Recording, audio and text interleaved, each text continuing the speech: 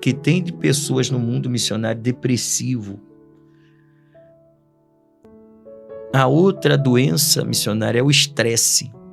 Quantas pessoas vivem durante o dia a dia estressado, tentando resolver coisas e quando não consegue, vê os seus sonhos ser frustrado. E a terceira doença, missionário, é a depressão, o estresse.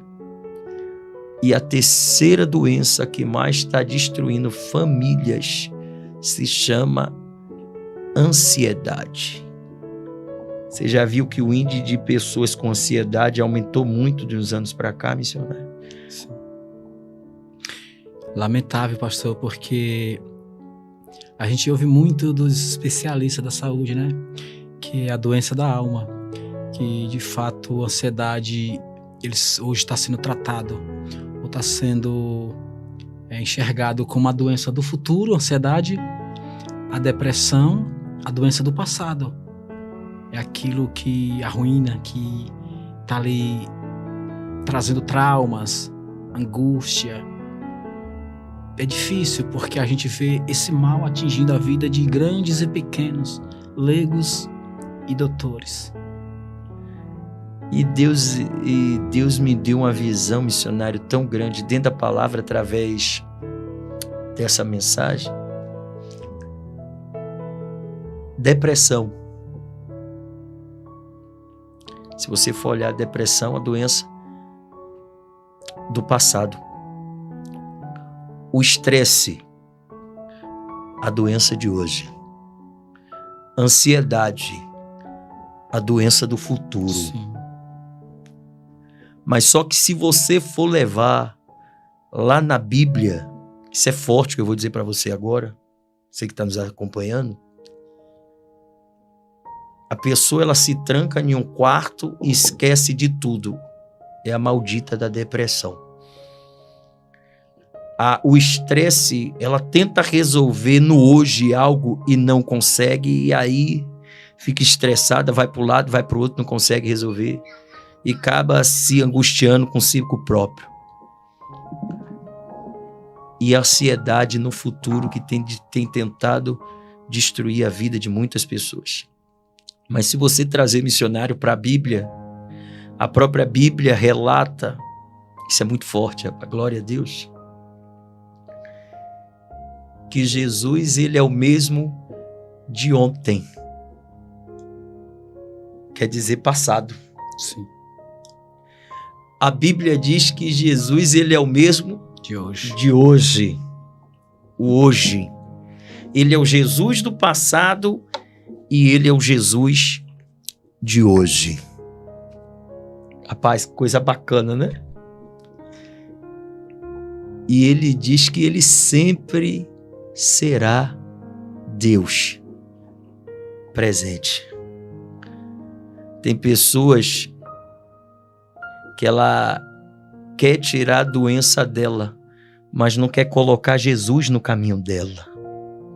Você só vai ser livre da depressão, do estresse e da ansiedade se você colocar Jesus na sua frente, se você buscar, se essa pessoa missionária que está nos escutando agora está trancada em um quarto, não consegue dormir à noite, se está estressada, se tem ansiedade, a sua vida só vai mudar quando você perceber que ele é o mesmo de ontem e de hoje e sempre será Deus. É necessário, pastor, que você, amigo, você, amiga, traga Jesus para o centro da sua vida. Sem esta presença, as coisas não vão fluir. Olha aqui um texto como exemplo, Êxodo 33, a partir do versículo 1 até o 14, 15. Moisés, ele não abriu mão desta presença. Mesmo quando Deus falou para ele, pastor, que eu vou mandar o anjo, eu enviarei um anjo com você. Ele falou, se o senhor não for comigo, não irei descer daqui. Eu não irei. Ele tinha tudo para dizer, não, Deus, eu vou sim, porque o anjo está comigo. E tem uma terra, né, maravilhosa que espera por mim lá na frente. Mas não. A prioridade dele, O centro da vida dele era a presença de Deus. Então não adianta você colocar outras coisas, eu trazer para a minha vida coisas que são passageiras, né? São momentâneas. Sem Jesus, pastor, não dá. Verdade. Missionário, a Bíblia relata que quando Naamã ele foi a Israel, os historiadores falam isso, ele levou de Israel uma criança, uma menina, para servir a esposa dele na casa dele. E é tão interessante o que os historiadores falam, missionário, que a menina saiu de Israel, não foi acompanhada com Naamã e os guardas para a Síria, não levou a mãe, não levou o pai, não levou o irmão, não levou tia, só foi a menina, porque ela ia ser uma das escravas que ia ajudar a esposa de Naamã a fazer as coisas durante o dia a dia.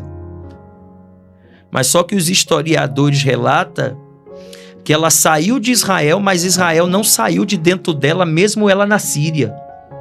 Ela saiu de Israel conhecendo a Deus, e a Bíblia diz que ela entrou na Síria, com Deus de Israel dentro dela. Ela em momento nenhum, mesmo entrando na Síria, deixando seus familiares, ela esqueceu que ela era de Deus. Ela continuou ali na casa de Naamã como conhecedora da palavra de Deus. Os historiadores relatam assim, quando Naamã estava distante da menina, a lepra consumia ele. Isso é forte, mas quando Naamã se aproximava da menina, por a menina ser de Deus e não ter esquecido o Deus de Israel, levou para dentro da Síria o Deus de Israel dentro dela, os historiadores relatam que quando ele se aproximava da menina, a lepra se afastava dele. Glória a Deus. A lepra espiritual. Porque muitas pessoas ela pensa, missionário, que a pior lepra que Naamã tinha era física, e não era. A pior lepra que Naamã tinha era no espírito. Porque quando você tem uma lepra espiritual, você não consegue entender. Você até vê os milagres, mas você não consegue entender a grandeza de Deus através do milagre. Então Naamã, ele via falar de milagre, mas não acreditava. Então, quando aquela criança é levada para dentro da casa dele, que ele se aproximava dela, a lepra se afastava de Naamã. Você pode ir lá e ter a certeza que quando você pisar lá, ele vai te atender e você vai ser curado. Então precisou de uma criança israelita chamar a atenção de um chefe de uma guarnição muito forte que era da Síria. E Deus levou aquela criança, missionário, justamente ali para a casa de Naamã para mudar a vida dele. E quando ele ouviu a voz de Deus que saía da boca daquela criança, que ele foi até o profeta, a vida de Naamã mudou. Glória a Deus. Isso é para que todo mundo venha entender, missionário, independente da religião, independente da placa da igreja, nós temos que ir atrás de Jesus. Isso é para você que está no altar como pastor, como pregador, como bispo. Isso é para você que está como obreiro, como membro. Quando você fica no barco, você conta milagre dos outros. Quando você sai do barco e vai atrás de Jesus, você conta milagre de si próprio. Tem pessoas que ela quer brilhar com o brilho dos outros, sendo que o certo é brilhar com o brilho de Deus.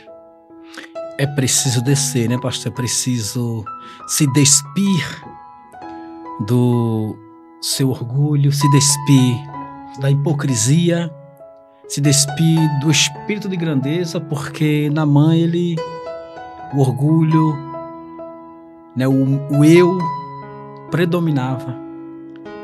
Até então, quando ele se despiu e entendeu que Deus tinha um propósito na vida dele, mas ele precisava, né, ser aquebrantado, ser moldado.